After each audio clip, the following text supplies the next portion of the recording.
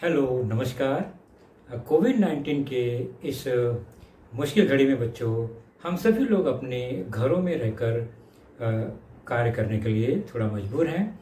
लेकिन मुंबई महानगर पालिका ने आपको घर बैठे ही पढ़ाने या यूँ कहें अध्ययन करने का एक मौका दिया है, जो कि हमारे महानगर पालिका के चैनल द्वारा आपको वीडियो के रूप में लेसन प्रसारित किया जाएगा। और उस लेसन के जो विषय हैं वो आपके स्क्रीन पर दिखाई देंगे और उसके टॉपिक भी आपको स्क्रीन पर ही दिखाई देंगे। तो चलिए शुरू करेंगे हम आज का अपना लेसन।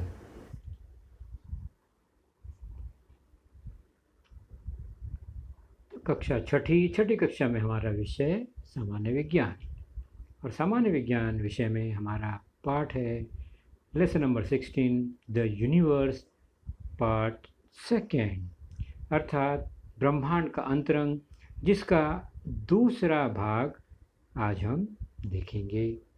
और मैं हूं आपका वर्चुअल मार्गदर्शक Ajay Kumar Maurya, MCGM virtual classroom Dadar से। तो बच्चों, हमने पहले भाग में कुछ चर्चा की। कौन सी बातें हमने देखी, बातों पर चर्चा की, मुद्दों पर चर्चा की। तो हमने जाना गैलेक्सी के बारे में। गैलेक्सी क्या है? तो गैलेक्सी बहुत बड़ा समूह है आकाशीय पिंडों का और विविध प्रकार के हैं। उसके बाद हमने देखा गैलेक्सी में मौजूद तारों के प्रकार के कई विशाल विशाल आकार के तारों के बारे में हमने जाना, उनके नाम को समझा, उनके थोड़े से गुणधर्म को जाना। और हमारी जो आज की चर्चा होगी उसके आगे की चर्चा है हमारा अपना सौर परिवार, सौर मंडल। और उस सौर मंडल में हम जानेंगे ग्रह, उपग्रह, लघु ग्रह और बटु ग्रह के बारे में।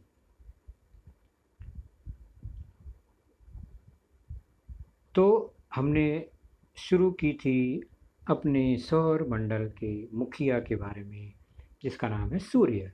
तो सूर्य क्या है? सूर्य हमारे सौरमंडल के केंद्र का एक पीले रंग का तारा है। सूर्य के पृष्ठभाग का तापमान मैंने बताया बहुत अधिक है, लगभग 6000 डिग्री सेंटीग्रेड है। इसका आकार पृथ्वी की तुलना में लगभग 13 लाख गुना अधिक है, और इसका जो व्यास है वह भी 13,92,000 किलोमीटर है। यानी कितना विशाल है यह सूर्य, जबकि हमें वो बहुत छोटा सा दिखाई देता है क्योंकि वह काफ़ी दूर है।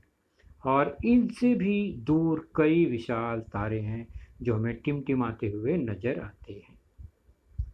खास बात यह है कि सूर्य जो है अपने साथ अपने सारे ग्रह उपग्रह को लेकर, अपने परिवार को लेकर आकाश गंगा के केंद्र के चारों ओर चक्कर लगाता है। तो यह रहा हमारे सौरमंडल का मुखिया सूर्य। उसके बाद सूर्य के सबसे पास रहने वाला, जो उसका सबसे प्यारा ग्रह है, वह है बुध। तो पहले नंबर का ग्रह हम उसे मानते हैं बुध। सूर्य के से दूरी के हिसाब से सबसे पहले आता है बुध। सूर्य के निकट का यह ग्रह पृथ्वी की तुलना में यह छोटा है, और पृथ्वी से यह सुबह और शाम को दिखाई देता है। तो सौर मंडल में सूर्य के सबसे निकट का ग्रह कौन सा है? बुध।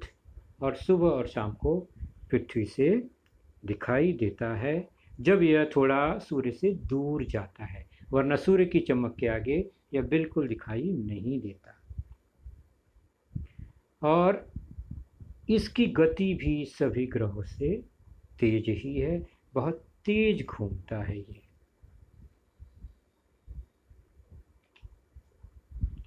फिर दूसरे नंबर का जो ग्रह है वह है शुक्र। उसका नाम है शुक्र ग्रह।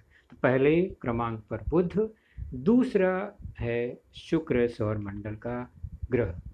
तो यह जो है शुक्र हमारे सौर मंडल का सबसे तेज चमकीला ग्रह है। और यह अपने अक्ष पर पूर्व से पश्चिम घूमता है। आप ध्यान से देखिए पृथ्वी किस तरह घूमती है। हम देख रहे हैं पृथ्वी पश्चिम से पूर्व यानी लेफ्ट से राइट घूम रही है, और शुक्र को ध्यान से देखिए तो राइट से लेफ्ट की ओर घूमता है। तो ये फर्क है दोनों के गति में। और यह सबसे गर्म ग्रह भी है, यानी इसका तापमान सबसे अधिक है, गर्म रहता है हमेशा। अगला है हमारे सौर परिवार का तीसरा क्रमांक का ग्रह, हमारा प्यारा दुलारा जिस पर हम रहते हैं, वह है हमारी पृथ्वी। अभी आप अंदाज़ा लगाइए कि हम पृथ्वी पर रहते हैं और कितना बड़ा है पृथ्वी। अब यहाँ से लेके गांव तक, अमेरिका, लंदन, पेरिस, कहीं तक चले जाते हैं, पृथ्वी कहीं ख़त्म ही होती नहीं है। तो कितना बड़ा है ऐसा हमें महसूस होता है, जबकि इन सौर मंडल के सामने पृथ्वी बहुत विशाल तो नहीं है। तीसरे नंबर का ग्रह है हमारी पृथ्वी। और सबसे ख़ास बात हमारे पृथ्वी की यही है कि हम सभी सजीव इस पृथ्वी पर रहते हैं। पृथ्वी के अलावा और किसी भी ग्रह, उपग्रह, आकाशीय पिंडों पर अभी तक सजीव सृष्टि की जानकारी हमें नहीं मिली है। और पृथ्वी एक बहुत बड़ा चुंबक है। हमने चुंबक के पाठ में भी जाना था। और इसमें चुंबकीय गुणधर्म मिलता है। चुंबक को लटकाते हैं तो वह उत्तर दक्षिण दिशा में स्थिर हो जाता है। और यह चुंबकीय किरणों को, चुंबकीय पदार्थों को आकर्षित करता है। किसी भी चुंबक का ध्रुव जो होता है सबसे अधिक बलशाली होता है, यानी ध्रुवों पर आकर्षण ज़्यादा होता है। तो यहाँ पर भी पृथ्वी का जो ध्रुव है, उत्तरी ध्रुव, दक्षिणी ध्रुव, उस पर जो सूर्य से आने वाली चुंबकीय किरणें हैं, हानिकारक किरणें हैं, वह ध्रुवों की ओर मुड़ जाती हैं। क्योंकि ध्रुवों पर सजीव सृष्टि है ही नहीं, इसलिए वहाँ पर किसी को नुकसान नहीं पहुँचता है सजीवों को।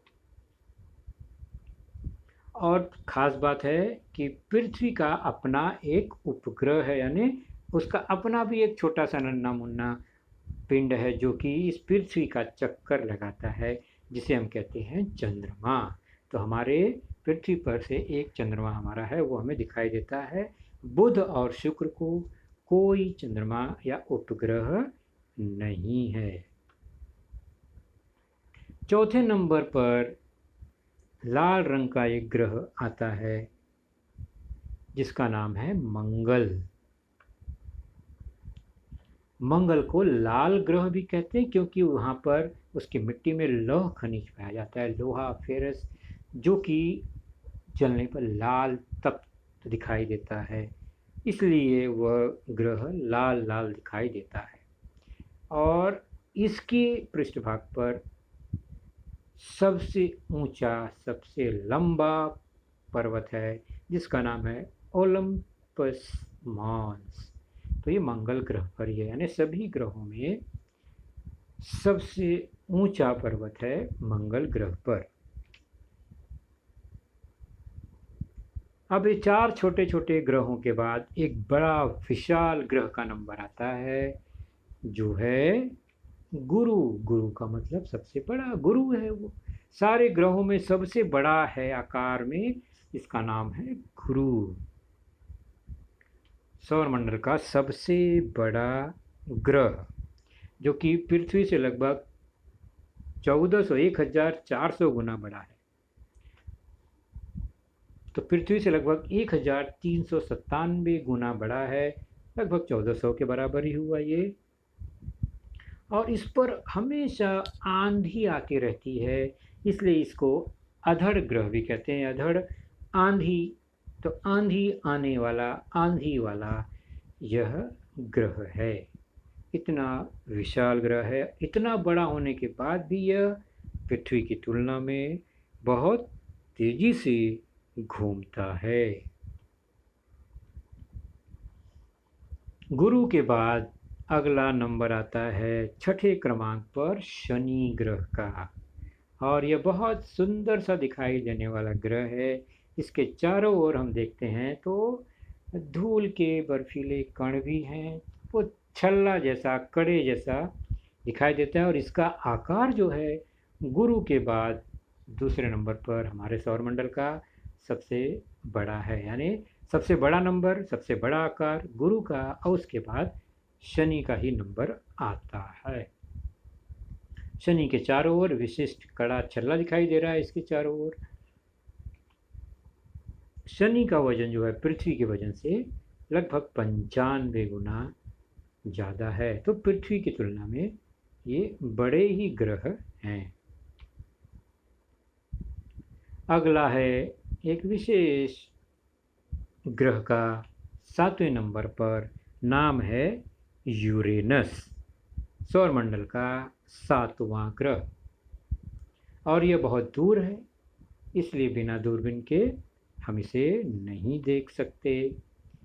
और इसका अक्ष इतना झुका हुआ है, वो घूमता कैसे है, देखो जैसे कि गेंद लुढ़कता है ना, आड़े में घूम रहा है। हमारी पृथ्वी खड़े घूमते ही है, यह आड़े में घूम रहा है, मतलब ऐसा लगता है कि वह किस ज़मीन पर गेंद लुढ़काते हैं तो कैसे चलता है, वैसा घूमता हुआ यह नज़र आता है। एकदम स्पेशल टाइप की इसकी चाल है, लुढ़कता हुआ यह चलता है।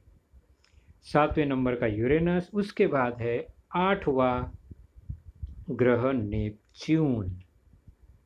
नेपच्यून हमारे सौरमंडल का सबसे दूर का ग्रह है। यहाँ पर भी निरंतर तेज हवाएं बहती रहती हैं। इन ग्रहों के बाद एक छोटा पिंड है जो ग्रहों से छोटा है, जिसे प्लूटो नाम दिया गया है। छोटा होने के कारण इसको बटू ग्रह भी कहते हैं। तो प्लूटो का आकार छोटा होने के कारण यह ग्रह नहीं है, यह बटू ग्रह है। सूर्य का एक चक्कर लगाने में इसे 248 साल लगते हैं, यानी कितना दूर है वो सूर्य से, कितनी लंबा चक्कर लगाता है। 248 साल में एक चक्कर लगाता है, और एक दिन उसका यानी अपने ही दूरी पर अक्ष पर घूमने में उसे 6.38 दिन लगता है। पृथ्वी का एक दिन उसका में जो समय है, जबकि प्लूटो को उतना ही अपना एक चक्कर लगाने में 6.38 दिन का समय लगता है। तो 8 ग्रह और एक पटु ग्रह हमने देखा। अब चलते हैं हमारे चंद्रमा की ओर। चंद्रमा न तो ग्रह है न तो बटु ग्रह है, यह चंद्रमा ग्रह यानी हमारी पृथ्वी का चक्कर लगाता है, इसलिए यह क्या है, उपग्रह है। तो ग्रहों का चक्कर लगाने वाले पिंडों को उपग्रह ही कहा जाता है। और सौरमंडल के बुध और शुक्र ग्रहों को तो उपग्रह है ही नहीं, मैंने पहले ही बताया। पृथ्वी का नंबर आता है और पृथ्वी पर ही पहला उपग्रह है चंद्रमा। पृथ्वी के अलावा बाकी सभी ग्रहों पर उपग्रह हैं, लेकिन पृथ्वी पर एक ही चंद्रमा है। इसका मतलब अन्य ग्रहों पर एक से ज़्यादा उपग्रह हैं। चंद्रमा अपनी जगह पर 27 दिन 3 घंटों में घूमता है, और हमारी पृथ्वी का चक्कर लगाने में भी उसे लगभग उतना ही समय लगता है। तो हम तीनों की तुलना देख लेते हैं। सूर्य है हमारी पृथ्वी है ग्रह, और चंद्रमा हमारा उपग्रह।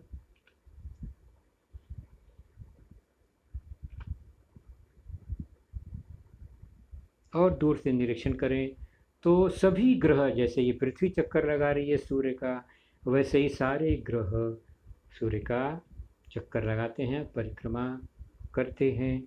और चंद्रमा क्या करता है, चंद्रमा सूर्य की परिक्रमा नहीं, पृथ्वी की परिक्रमा करता है। यानी जितने भी उपग्रह हैं वो ग्रह की परिक्रमा करते हैं। लेकिन जब सूर्य परिक्रमा कर रहा है, जब पृथ्वी सूर्य की परिक्रमा करती है, तो इसका मतलब चांद भी उसके साथ साथ ही जाता है। अब यह देख रहे हैं चंद्रमा जो है पृथ्वी का चक्कर लगाते हुए देख रहे हैं आप। और अगर पृथ्वी सूर्य का चक्कर लगाती है तो चंद्रमा उसके साथ साथ ही है। तो अप्रत्यक्ष रूप से चंद्रमा भी सूर्य की परिक्रमा करती है।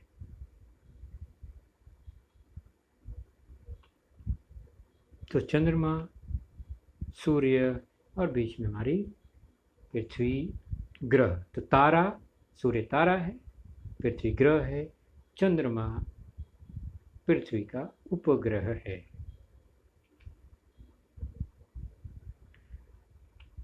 अन्य ग्रहों पर कितने उपग्रह हैं इस सारणी से हमें पता चलेगा, आपके पाठ्यपुस्तक में भी है। हमने देखा कि बुध और शुक्र को तो कोई उपग्रह नहीं ज्ञात है अभी तक, और पृथ्वी का एक उपग्रह है जिसका नाम है चंद्रमा। इसके बाद जितने ग्रह हैं, मंगल, गुरु, शनि, यूरेनस, नेपच्यून, उनके अलग अलग उपग्रह हैं। मंगल के 2 हैं, गुरु के 64 हैं। सोचिए, गुरु के अब तक 64 उपग्रह हैं, 64 उपग्रह उस गुरु का चक्कर लगा रहे हैं। शनि के 33, यूरेनस के 27, नेपच्यून के 13 उपग्रह हमें अभी तक ज्ञात है। केवल पृथ्वी को एक ही उपग्रह है। हम जानकारी हासिल कर रहे हैं सौरमंडल की। तो यह सूर्य और उसका परिवार। फिर से देख लेते हैं क्रम से। सूर्य है, उसके बाद उसका प्यारा बुध, दूसरे नंबर पे शुक्र, तीसरे नंबर पर हमारी पृथ्वी, पृथ्वी का प्यारा उपग्रह चंद्रमा, उसके बगल में फिर अगला ग्रह मंगल। ये 4 ग्रह ठोस ग्रह हैं। इनका जो सतह है, पृष्ठभाग है, वह ठोस है। उसके बाद जो बड़े ग्रह हैं, जैसे गुरु है 5वें नंबर पर, शनि है, यूरेनस है, नेपच्यून है, प्लूटो बटू ग्रह है, ये जो हैं ये ठोस नहीं है, वो गैसी है, उनमें आकार है, गैसी गोले कहलाती हैं। उनका पृष्ठभाग का घनत्व बाकी इन चारों से, जो शुरू के 4 हैं, उनसे कम ही है, आकार बहुत बड़ा है। तो हम देखेंगे कि मंगल से पहले के और 3 और मंगल 4 और उसके बाद गुरु और उसके बाद के, उनके बीच में बहुत छोटे छोटे पिंड हैं जिन्हें हम लघु ग्रह कहते हैं, और वे पट्टे के रूप में फैले हुए हैं, सूर्य का चक्कर लगा रहे हैं, इसलिए हम कहते हैं लघु ग्रह का पट्टा है ये सारा। इसमें असंख्य पिंड हैं, वो ग्रह नहीं है क्योंकि बहुत छोटे आकार के हैं ग्रहों की तुलना में, लघु ग्रह का पट्टा कहलाता है ये। तो 4 ग्रह यानी बुध, शुक्र, पृथ्वी, मंगल के बाद और बुध गुरु के पहले बीच में जो जगह है उस जगह में ये सारे लघु ग्रह मौजूद हैं और सूर्य की परिक्रमा करते हैं। तो लघु ग्रह के पट्टे के अंदर वाले जितने ग्रह हैं, बुध, शुक्र, पृथ्वी, मंगल, इन्हें हम अंदर के आंतरिक ग्रह कहते हैं। और लघु ग्रह के पट्टे के बाहर स्थित जो ग्रह हैं, गुरु, शनि, यूरेनस, नेपच्यून, ये सब बाह्य ग्रह, बाहरी ग्रह इनका नाम है। तो आंतरिक ग्रह, बाह्य ग्रह 4 दोनों हैं, दोनों के बीच में लघु ग्रह का पट्टा है। तो लघु ग्रह क्या करता है, आंतरिक और बाह्य ग्रह को अलग कर देता है। लघु ग्रह बहुत छोटा है ग्रहों की तुलना में। ऐसे कई असंख्य टुकड़े उस पट्टे में सूर्य का चक्कर लगा रहे हैं। तो मंगल और गुरु ग्रह के बीच ऐसे असंख्य टुकड़े हैं जो कि पट्टे के रूप में सूर्य की परिक्रमा करते हैं।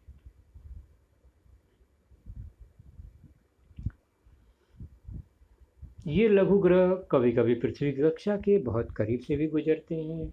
अगर वायुमंडल के संपर्क में आते ही इनमें घर्षण उत्पन्न होता है और आग लग जाती है। सामान्य तौर पर ये बाहर से ही निकल जाते हैं, लेकिन कभी कभार ऐसा होता है कि ये वायुमंडल में प्रवेश करते ही इनमें आग लग जाती है, और कभी अगर टकरा गए तो बहुत बड़ा गड्ढा हो जाता है। किसी भी ग्रह से टकराएंगे तो वहाँ पर भारी नुकसान हो सकता है।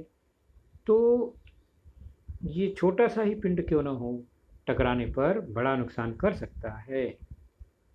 और इनका टुकड़ा थोड़ा सा बड़ा हो तो वायुमंडल में जल नहीं पाते पूरी तरह से, और वो जलते जलते बुझते बुझते वह पृथ्वी तक आ जाते हैं, टकरा जाते हैं। पृथ्वी से टकराने पर निश्चित है कि वहाँ क्या होगा, बहुत बड़ा गहरा गड्ढा निर्मित हो जाएगा। इस तरह से वो टकराने पर, पृथ्वी से टकराते ही वहाँ पर क्या हो जाएगा, गड्ढा निर्मित हो जाएगा। और हमारे महाराष्ट्र में लोनार झील जो है वो गड्ढा इसी प्रक्रिया में निर्मित हुआ है।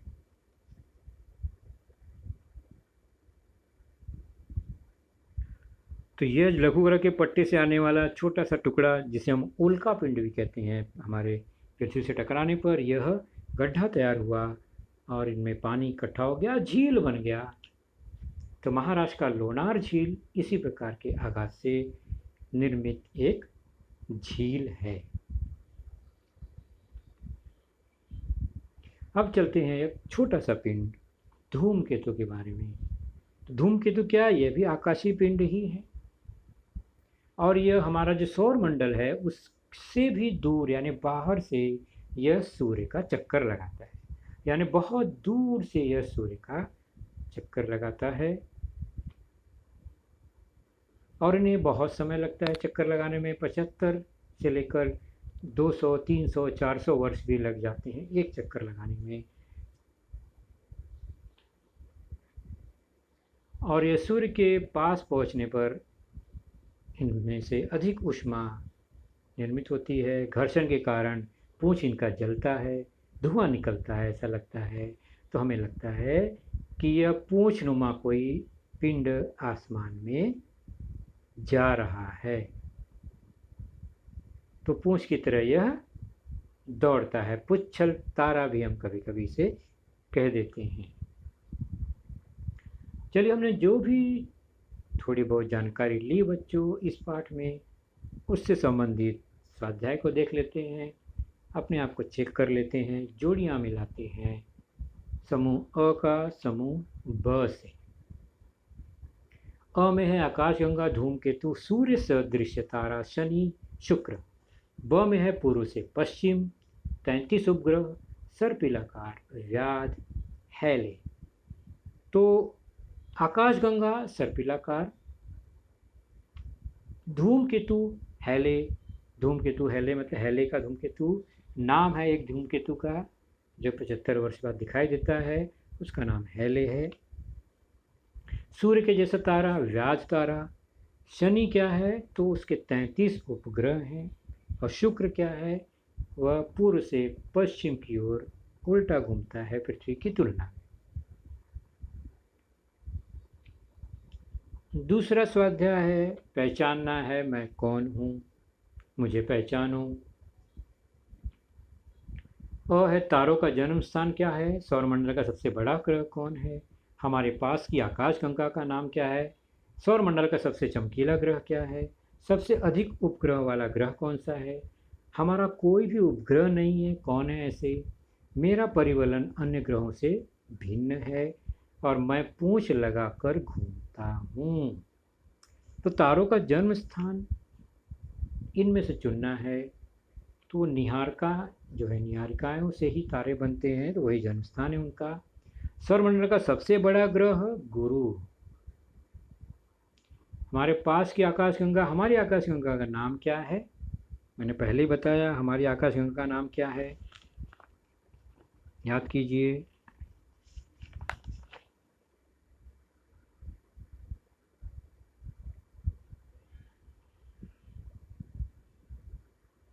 तो हमारे आकाशगंगा का नाम कुछ याद आया,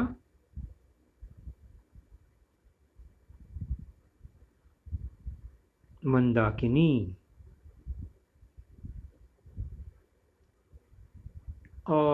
मंदाकिनी के पास वाला जो आकाशगंगा है, मैंने इस लेसन में जिक्र तो नहीं किया, पाठ्य पुस्तक में अगर आपने पढ़ा होगा तो उसमें मिलेगा आपको देवयानी। तो कुछ घटक आपको पाठ्य पुस्तक से भी मिलेंगे। सौरमंडल का सबसे चमकीला ग्रह मैंने बताया शुक्र, सबसे अधिक उपग्रह वाला ग्रह गुरु, हमारा कोई उपग्रह नहीं है तो शुरुआत के 2 ग्रह बुध और शुक्र, और मैं थोड़ा लुढ़क कर चलता हूँ, कौन, यूरेनस। अन्य है मेरा जो परिवलन है अन्य ग्रहों से भिन्न है, और पूंछ लगाकर घूमने वाला धूमकेतु।